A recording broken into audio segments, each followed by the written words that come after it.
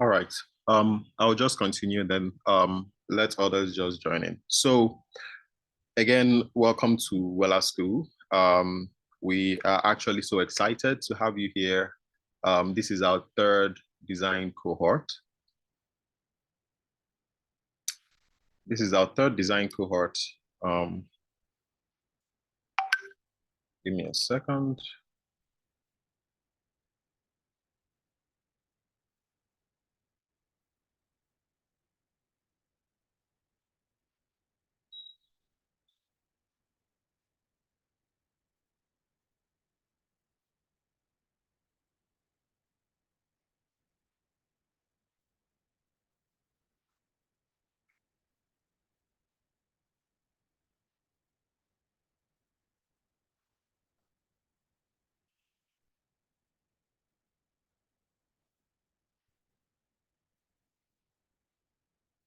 Okay, there'll be time to ask questions. So at that time, you may then raise your hand so that we can continue seamlessly. I'm actually trying to get my panelists up. All right, Victor is now here. Okay. Right. So as I said, this is our third cohort, and over time, we've actually gotten some feedback on the last cohort, and then we've actually worked on it. So we expect this to be a lot better. So in the last cohort, for this cohort, sorry, we had 59 students who applied for this course. And based on the statistics that we got from our last cohorts, from our experience, only 4% of people who applied, who registered, were able to complete the course. And out of that, or out of the people who applied, only 20%, we had an approximate 20% attendance rates, which you can tell is not very great. Now, we have tried to learn from this, and we have tried to understand, of course, as product designers, try to understand why we've had such, I would call it a poor performance. And based on that, we've tried to, put in what we've learned into this course to make it a lot more engaging, because we understand that it's actually, because this is people learning new skills, a lot of times is going to be very challenging. So we've taken that into consideration, and we've made it a lot more interactive and fun as possible. Right, so our Wella Health design team is made up of a couple of designers. So the design lead is Jeff. Jeff has a background in healthcare. He's a dentist. And in his spare time, he's also a music enthusiast. Jeff has over 10 years of experience in product design. This is Brian. That is me. I'm a medical doctor by training, but I have been in design for a bit over 5 years. This is Victor. Victor is also here. Victor, do you want to introduce yourself by yourself? No, you can go ahead. Thank you. All right. Victor is a computer scientist, and he is now in healthcare. He has been in the design industry for over 5 years as well. Now, this is Abiola. Abiola is a microbiologist by training. And in his side, he is also a pastor who is winning souls for Christ. And he is a terrific brand and graphic designer at Wella Health. In this course, we are going to be having, from time to time, we're going to be having guest speakers. And the guest speakers are going to be seasoned UI UX designers, or they are just going to be industry experts in the health technology industry, or generally technology industry. So maybe we are going to invite, customers, basically people who use digital products, people who have companies that require them to use digital products. And we're going to hear their side of the story. And also we're going to get them to tell us their experiences.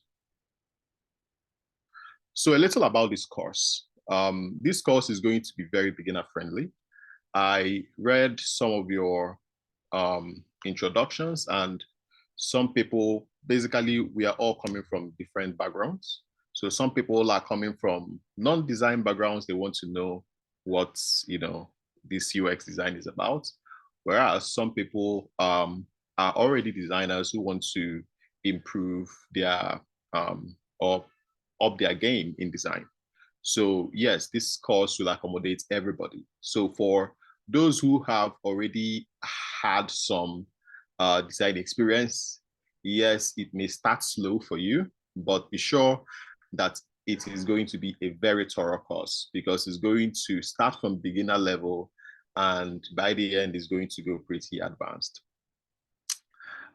We try to make this course very thorough because, again, learning from the past experience, this time we want to really do a good job in order to give our participants what they need. Of course, it's impossible to give you everything you are going to need as a designer. We are going to give you as much as possible to get you very well-grounded in product design. This course is therefore going to be also interactive. What that means is that there is going to be a lot of hands-on learning. We're going, because it's in the creative industry, we're going to be doing a lot of creation ourselves, and it's going to be real time. Of course, it's going to be very practical. Now, we are coming from the health technology space, so yes, it's going to be biased towards health tech, but it's also going to be general fundamentals that we are going to need if you're working in the technology industry, in the tech industry, whatever the industry it is. And in fact, beyond tech industry. So product design is knowledge that is going to be useful generally if you're going to be producing something people are going to use.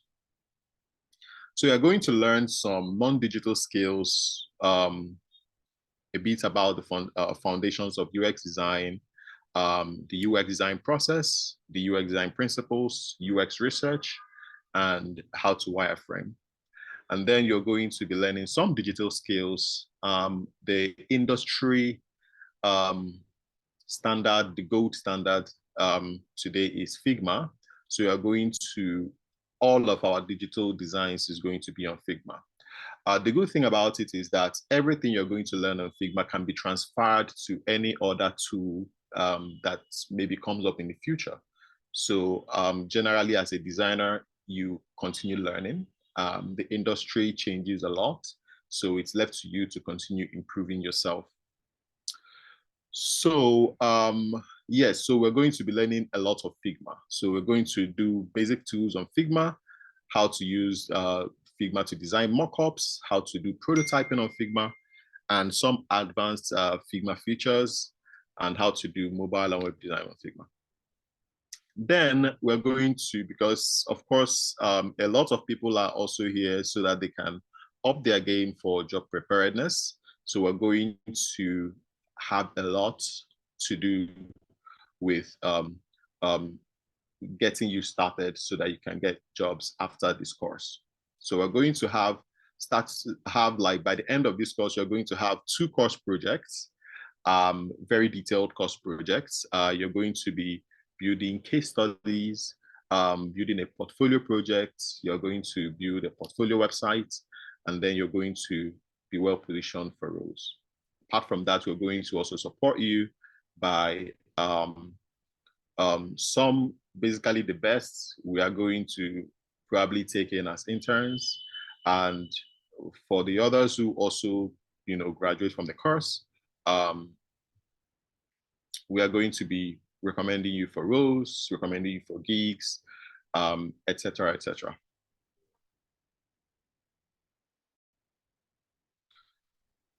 Right, so as I said before, the last time that we had this, we only had 4% of the students graduate. Now, this course takes us a lot of work to prepare. It takes us a lot of work to execute. And therefore, I think it's just unfair if people that we are giving it to, basically, it's not produced for free, don't get me wrong. Wella Health invests a lot of resources into making this course possible. So it's not free. And there is a reason why Wella Health does this. I think in the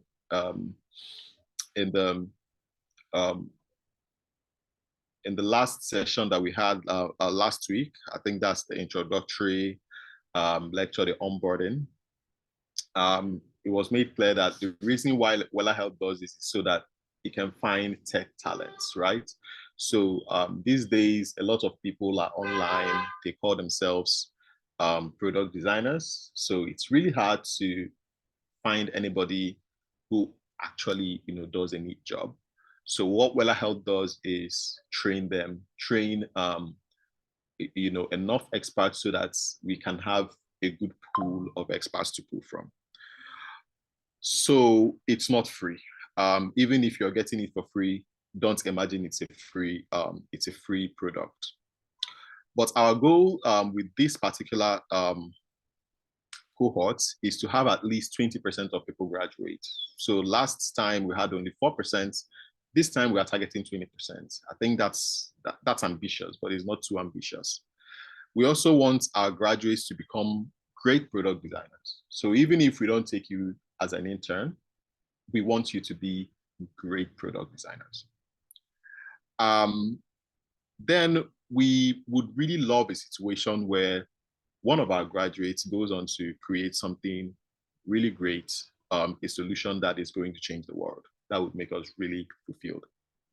Now, our pledge to you is that we are going to deliver a course that will ground you on the basics of product design. Now, as I said, it's impossible to teach you everything, but we're going to direct you, we're going to point you, we're going to mentor you. But as I said, this course is going to be very detailed. It's going to go on to become very advanced. So, but still, even with all the advanced, it's still basics because, again, nobody can teach you everything that you need to know. Again, we will show up for every class prepared. So we're going to prepare for all of our classes and be prepared to answer as much questions as you have as possible. Even if you don't have the answers at the time you ask it, we are going to find the answers and give it to you. We'll answer all related questions. Of course, we're not going to answer questions that are not related to product design or related to the industry. We are only going to answer questions that are within the scope of this course. And then we are going to guide you as much as possible in order for you to become great product designers. Now, our own demand is that you, on your own end, show up for every class prepared. Now, how that happens is that we are going to be sending out, after every class, including this one, we are going to be sending out through the week materials that is going to help you prepare for the next class. Materials that is going to be from this course and some materials from the next course so that you're going to be prepared. As I said, we have very little time. 6 months is really not enough time, especially given that it's only on Saturdays, it's not enough time to go through everything. So, of course, we are going to be giving you things to practice, assignments, and also materials to study in order for you to become great designers. Then you are going to complete all the assignments that are given to the best of your ability. Now, we are not asking for perfection. We are asking for your own personal best and to know that you are giving it your 110%, right? It may still look ugly, but it is your best, and your best is what we want. We don't want perfect. We want your personal best. And you will complete your course projects to the best of your ability.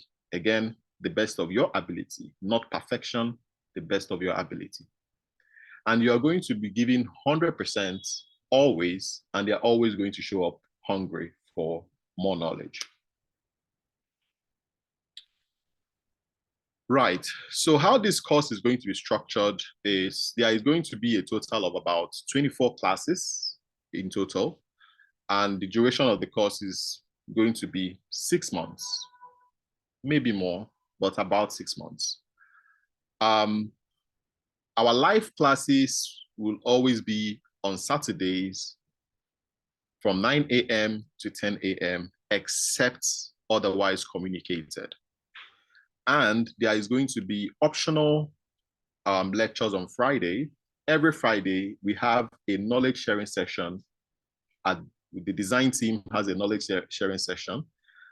Typically, is exclusive to Wella Health designers, but we are going to give you the opportunity to join that knowledge sharing session.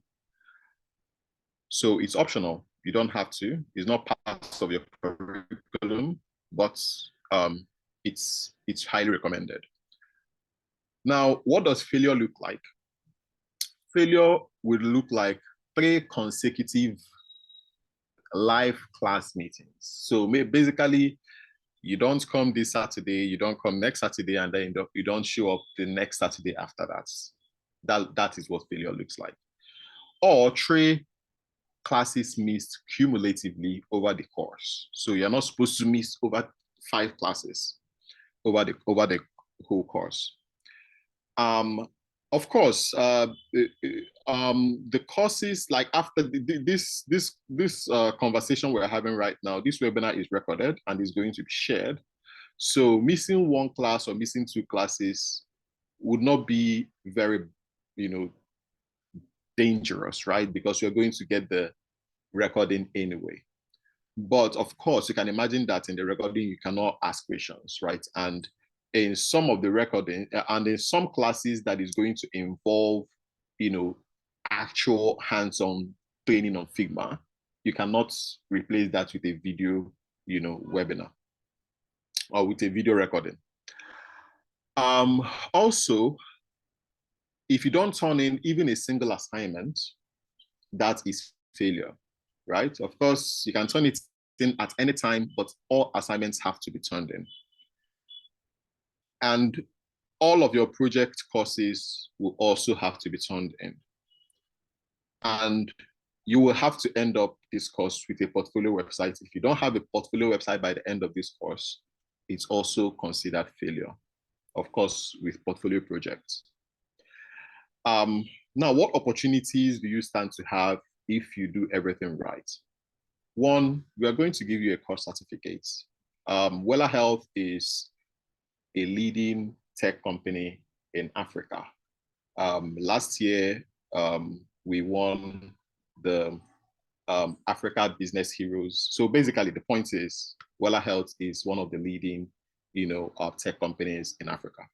So yes, a course certificate from Wella Health says a lot. Yes, we are going to give you letters of recommendation from the Wella Health design team.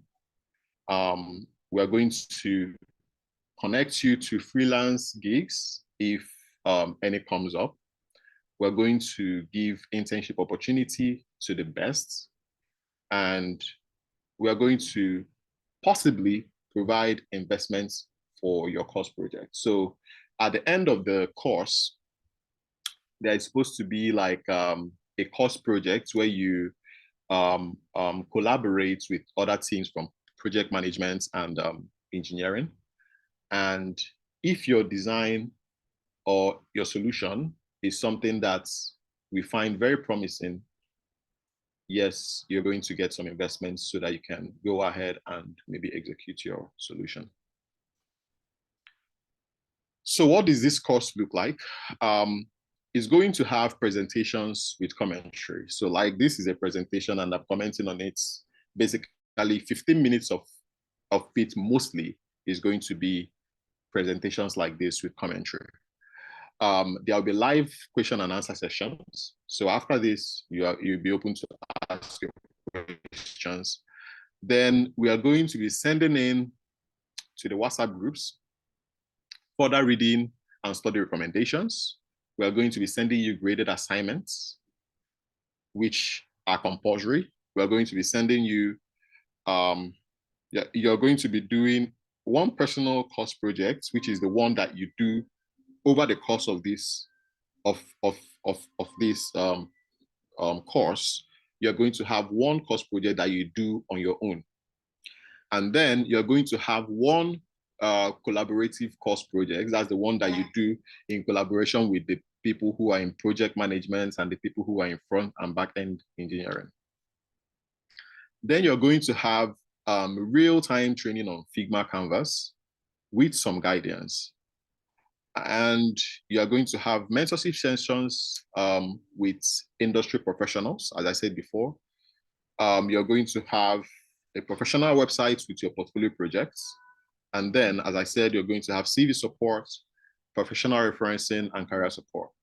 Now, the tips that I'm going to give you is, one, time management. Don't procrastinate. Now, as I said, this course is very intense. Yes, it's going to be in a period of 6 months, but it's an intensive 6 months course. Now, product design is actually like a master's program. So it's something basically people come from design after doing 4 years of their design school. They now go into or design school or computer science. They now go into product design. So we are trying to shrink all of that into 6 months. So you can imagine that is very intense. So if we are giving you like things to study or assignments to do, don't procrastinate. Do not say, oh, I will start maybe on Wednesday. No, start if you get the assignment on Sunday, start on Sunday. Start on Sunday because it's going to be intense from Sunday all the way to the next Saturday. Now, read all the recommended material.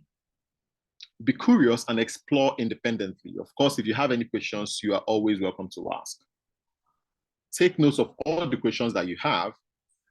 Document the work that you are doing for your portfolio. Over time, we're going to always, revisit your portfolio projects. Okay, that is it for the introduction. So now let's talk about product design, an introduction to product design. Victor, do you have anything to say before we start?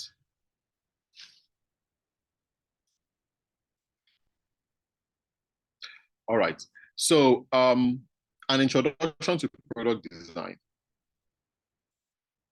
Right. So what is a product? Let me get some participants.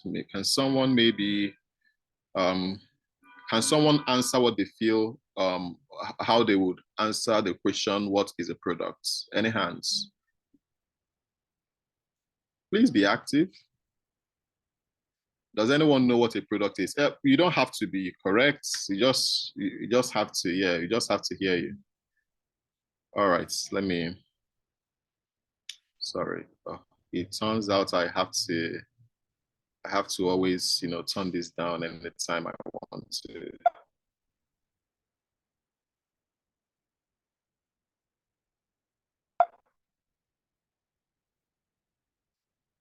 Anytime, oh, this is really terrible.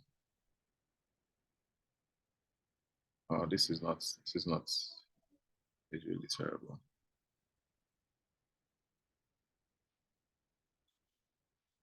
All right, Sandra, sorry, I think there was a Sandra, right? Someone was it Sandra? Okay, let's start with Shakiru Atanda. You may now talk. All Shakiru, right. you can yeah. All right. Good day. Thank you. I think products could be your output that you want to sell or market to the world. It could be services. It could be normal product like object that you want to sell or some other things, or features, or it's one. Thank you. That's great. That's good. That's actually correct. For the sake of time, let's not just belabor.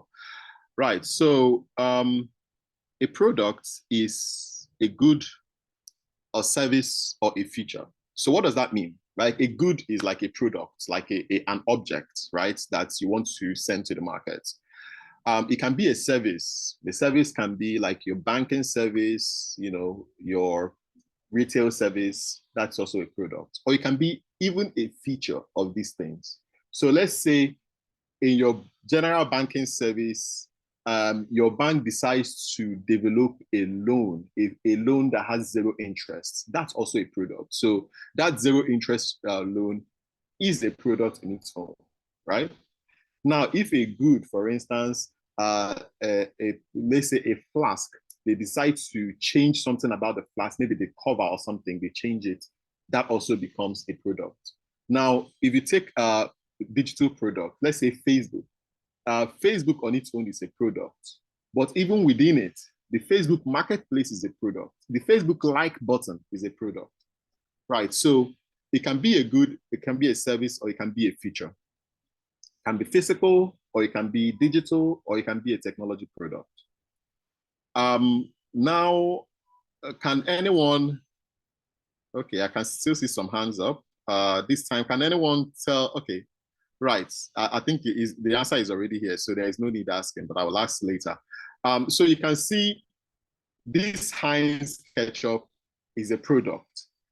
And UX, basically user experience, is essentially how a user feels about interacting or experiencing a product. It's as simple as that. User experience literally means how a user experiences a product, how a user feels about interacting with a product. Now, as you can see, this man, the way he's interacting with this ketchup, by the time he's done doing whatever he's doing, his hand is going to be paining him. He's going to be feeling more angry than he started out feeling. And that is why, over time, Heinz changed their bottle from being a glass bottle to being a plastic transparent bottle that people can just squeeze so that the ketchup comes out. That is improving user experience. Now, another question is, okay, just give me a second. I've already opened it, but okay. So let me see raised hand. It's easy for us to know what a bad user experience is like. It's always very easy for us to know what a bad user experience is like. But can anyone tell me what they would consider good user experience? Any hands? What they would consider good user experience? If you have a criteria of what they will see and they'll say, okay, this is good user experience. Can I see hands, please? All right, Ayobami, you can now talk. Okay, good morning. So for me, I would say that so far the product meets the needs of the user and the user is satisfied with it. So I would say that's a good one. So what do you mean by satisfied? Can you please come again, sir? I said, what do you mean by satisfied? That's if it's and that's why I said that if it meets the needs of because definitely if I want to get a product, it means maybe there is a particular problem that I want it to solve. So if it solves the problem, I will be satisfied. All right. But if it doesn't solve the problem, it means I won't be satisfied. All right, good. Titilope, you can now talk. All right. Can you hear me, please? Absolutely, I can hear you. All right, yeah. Good morning, everyone. Even though I've had a quick peek on the response on the screen, but I would like to use my words. A product actually is meant to be used by user to either perform a function or to get something done. So a good user experience will not be on any product, will be the one that serves its purpose. Sorry, please pardon me for. All right, so Okay. which means the user must be able, the product now must be able to serve its purpose, which is be useful. And then whenever a user is on the product, must be able to use the product, it must serve its function, and which means it must be functionable. Let me not take all the answers. That's basically useful. Yeah. Yeah. All right. Yeah. So we have actual criteria that we judge. Unmute yourself now. Yeah. Okay. So we have actual criteria that we use to judge what a good user experience is. One is it has to be useful. Being useful means that it's solving the user's problem. Then two is that it has to be usable. Being usable means that the purpose for that product is clear and it is very easy to use. So something can be useful, but it's not very easy to use, right? And I will explain very shortly. Now, it also has to be enjoyable, meaning that at the time when you are using it, you're not frowning. At the time when you're using it, you're actually delighted in the whole experience as you are using that product. And it connects with you on an emotional level. Apart from that, fourthly, it has to be equitable, meaning that it is helpful to people with diverse backgrounds and diverse abilities. Now, look at this Heinz bottle now. Do you think an old person who has arthritis could use this, could bring out ketchup from this bottle? Very unlikely, right? So it means that this bottle is not equitable, it's not enjoyable, it's not usable, even though it's useful because it solves the purpose of putting something inside it, right? Sorry, give me a second. My phone is disturbing. Right. So that is what a good UX is. So you have that. The four things: useful, usable, enjoyable, and equitable. Just put that at the back of your mind. Now look at these two pictures here. We have a banana and we have a coconut, right? Between these two, I'm not going to be asking now because we are actually running out of time. Which one do you think, one, is useful? Okay, both of them are useful, right? Because, okay, let me put it this way. Imagine that you are in a desert, right? You are in a desert, you are very hungry, you've been walking for days and you've not eaten, and then you see these two products, a banana and a coconut. I'm not even going to ask you which one you're going to take because it's obvious which one all of us will take. And the reason we are going to take it is that one, it solves the problem. We are hungry at that time and we want to eat. At that time, coconuts, before we can break coconuts, we have probably died of hunger. But at that time, we can easily eat the banana. It is usable, meaning that the purpose is clear. In fact, even if you've never seen banana before in your life, if you see it for the first time, you would know that this thing is something that I'm supposed to eat. Why? Because it's looking attractive, it's looking yellow, it's soft, it smells nice, right? And it has generally a good, it makes you feel good emotionally just looking at it.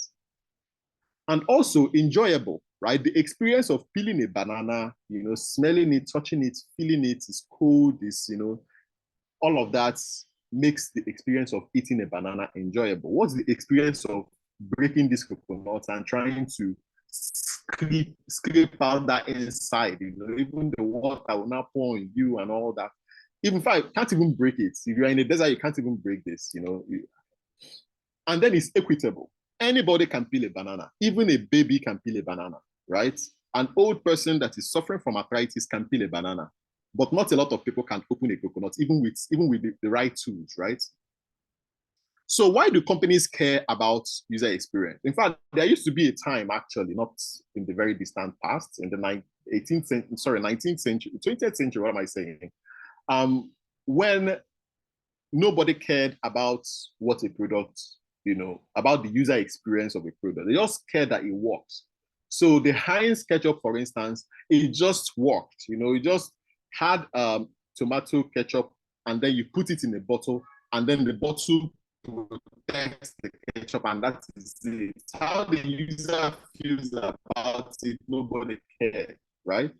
But over time, some people that are making ketchup had to realize that, man, if we are going to really sell, maybe we need to make ketchup that is easier, that has good user experience, basically. And actually, a lot of research went into, making that plastic Heinz ketchup bottle. A lot of user experience design went into it. In fact, they did some research, went into people's homes, observed how people were breaking their hands while they were trying to get out ketchup. And then after they designed that transparent plastic bottle ketchup, they found out that their sales more than did it 10 times. Why?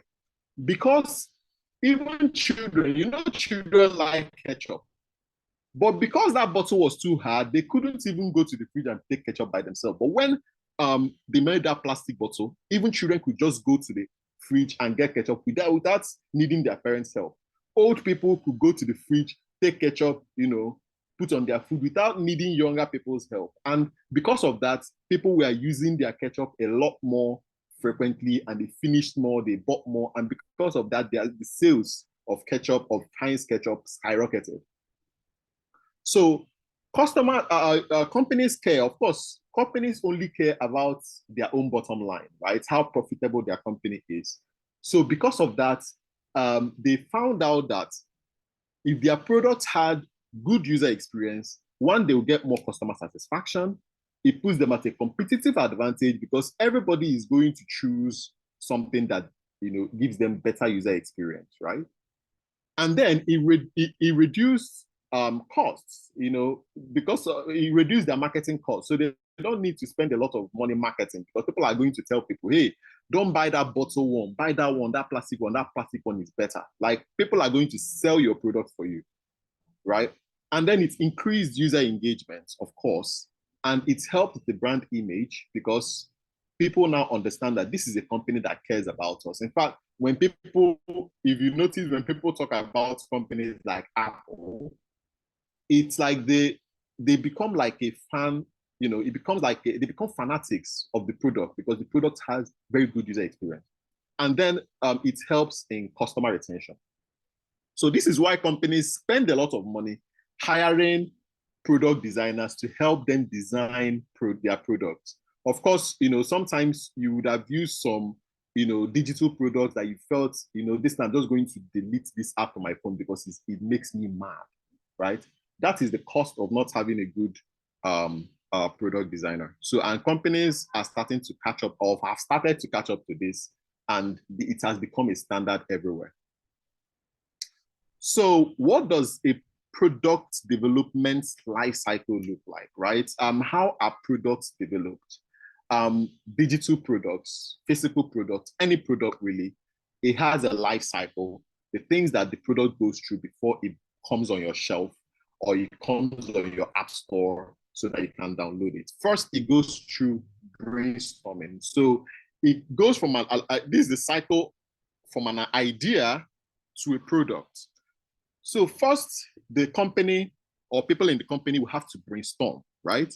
So they'll have to think about what the market wants. What does the market need, right? So if a bank now thinks, okay, maybe because a lot of businesses are not coming up, we need to find a way in order to bring more people to come and use our bank. What products are we going to do so that people can come to our bank and use our bank more? Oh, let's create a product of low interest rates loans, right? That is a product. So it starts from market analysis, understanding the markets, trying to find a gap of what people need and they are unable to get. Then they can have an idea for a product. That is the brainstorming part. Then the define part is specifying a product that they are going to that they're basically specifying the details of the product that they're going to build, right? So that means that they are going to, for instance, decide that, okay, so this loan is going to go from people that have this and that and that, and this is exactly how much we are going to be giving out for the loan, and that is specifying, right? Then you have to specify the target users. So who exactly is having that problem, right? So maybe it's SMEs, maybe you want to create a solution for people who have dogs, and then the target users are people who have dogs and maybe they have jobs as well, so they cannot carry their dogs to their jobs. So you want to find a home for their dogs while they're away from home. You know, you have to have a target user. You probably have a bad product, right? So, or you've probably not figured it out. So you need to find exactly who your target users are. Then then is the design. So this is where the design team or the designer, the product designer comes in. One is developing ideas of how this is going to work, meeting the specification that has been defined, and ensuring that this design, whatever design, fits in together intuitively for the users. Then after that, it is tested. So first, it is tested internally in a process called alpha testing. So you test it within people, you know, in your company and get their feedback. Then it is tested with stakeholders, right? Stakeholders are not exactly users, but can be users. But say if you want to, stakeholders can maybe be medical professionals or legal professionals or people that understand you know, the industry and the regulations within the industry. Then after that, if it passes all that, you launch. So launching means putting it on the App Store, or launching can mean building a website or launching the website, and then promoting the product to say, tell the world, hey, we now have a new product. And then it doesn't stop there. You always have to take feedback. And notice the arrows that go from here back. It is an iterative process. So iteration means that if you test it and there is a problem, you go back and fix the problem. So you keep going back. Maybe going back could be going back all the way to product brainstorming or to brainstorm new ideas. It could be going back to define. So you can now redefine the target users or redefine, you know, the use case. Or it could be redesigning. Maybe a button is not working or is not working as it should work. Maybe, you know, a feature is not working exactly as it should work. And then, you know, it's an iterative process. So it always goes back and comes forward, goes back and comes forward. Even after a product is launched, it is still, that iterative process continues. Design never stops, right? So what are the careers in product design? Time is running out, so I'm just going to rush. I'm going to send you, you know, materials that you can read up on. So first we have visual designers. So visual designers, for instance, this is a Wella Health product that we launched on MCN Marketplace. This product is a product that helps people buy Wella Health micro insurance plans through their phones, right? So visual design, our visual designer is the one who decided that, okay, so this is the kind of imagery we need to put here. This is the color we need to use. This is going to be the fonts we are going to use that is going to be most effective, right? So it decides, for instance, that this is going to be green. This is basically the kind of colors we are going to use here is what visual designers do. They also choose things like icons, like illustrations, etc., etc. Now, interaction designer is the person who decides, for instance, basically how people move through the product, right? So for instance, if you click this button, it scrolls down to this spot, right? And then you can now pick a plan, and then, you know, when you click, it now goes to the next page, etc., etc. Now, motion designers are people that design things that move. So things that move, for instance, is this, you know, as I click this button, this thing moved, right? So there are many ways it could move. You could just do biz, like, you know, like Mortal Kombat selection and all of that. And, you know, it means something. So if, I mean, this is a product that is basically selling you a medical product, right? And then if you click this button and then it moved as if you are playing Mortal Kombat, you know, you're going to feel like, this is not really for me, right? These guys they are going to break my bone. Right, so that's what motion designers do. AR VR designers are the people that design your, augmented reality. That's all these your Instagram filters, TikTok filters, and all of that. And VR designers, design how the environment feels in a virtual reality platform. Then UX researchers, I think, speaks for themselves. They are the one who understands, try to, engage the user to understand how the market feels, what the user feels, and if the product is working, and get feedback and all of that. Then the UX writers are the people that choose the copy. Basically, for instance, hi, first name, get affordable health coverage for you and your family. Lots of iteration to decide that these are the words that work best, right? So that is what UX writers do. Then you have conversational designers. So this is another product that we designed. Is Nostrina. Is supposed to help people who are living with chronic diseases manage their chronic diseases at home. For instance, it's going to help them always remember to check their blood pressure. So if they have any questions that they need to ask, they can ask, the nurse, and then they get an immediate response. So conversational designers are people that design, for instance, this, right?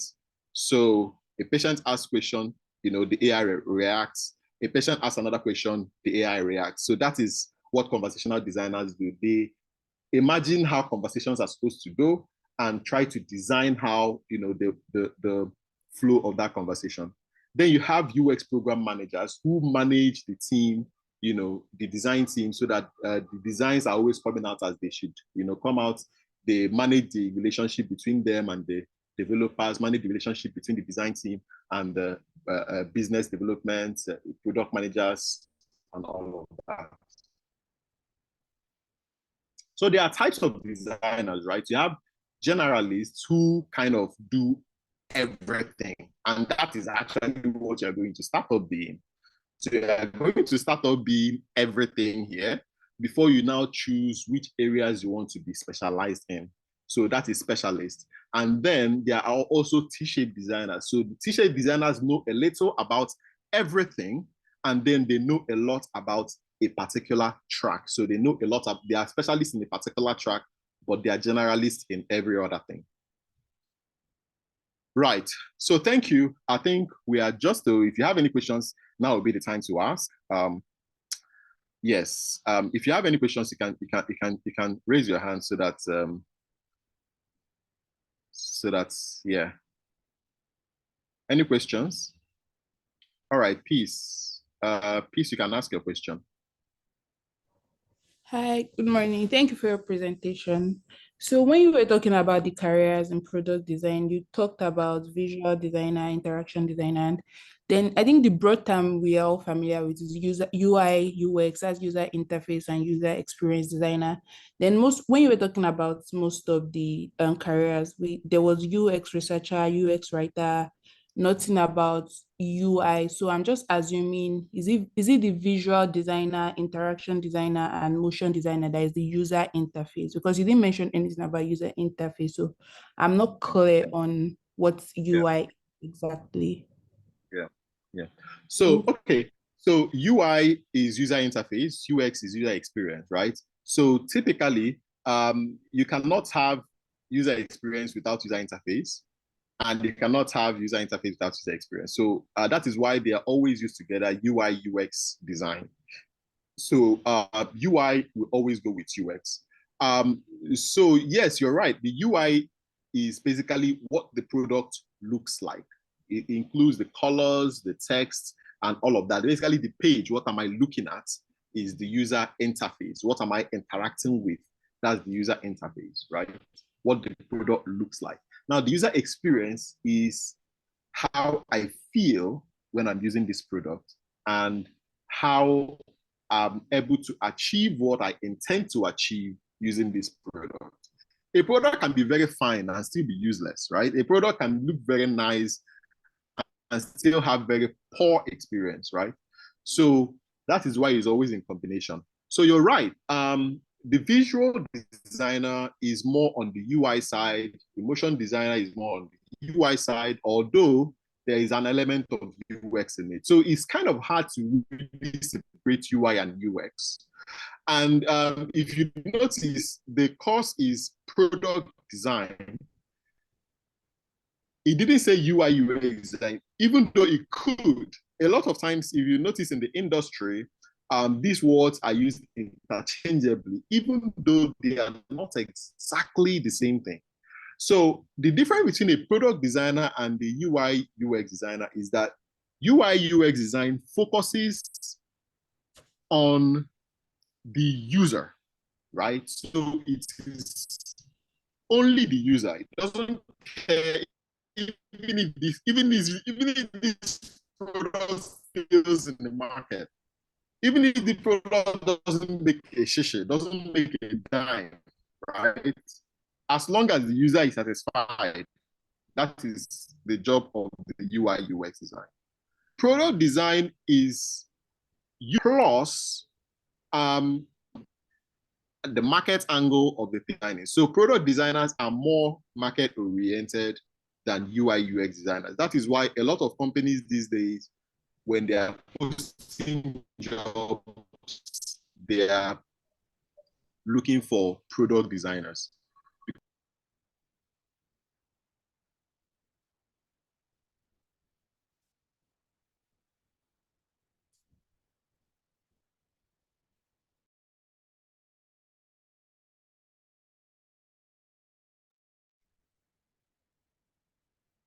Sorry. I think did you guys hear what I said? Yeah, I heard you. Yes. All right. Sorry. I think the class is finished basically, so that is why it kicked me out and brought me back in.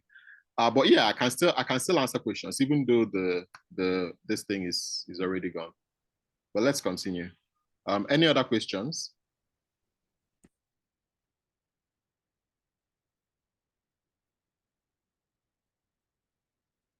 Are there any other questions? All right, so okay, sorry, Ayodeji, you can now talk. Good morning.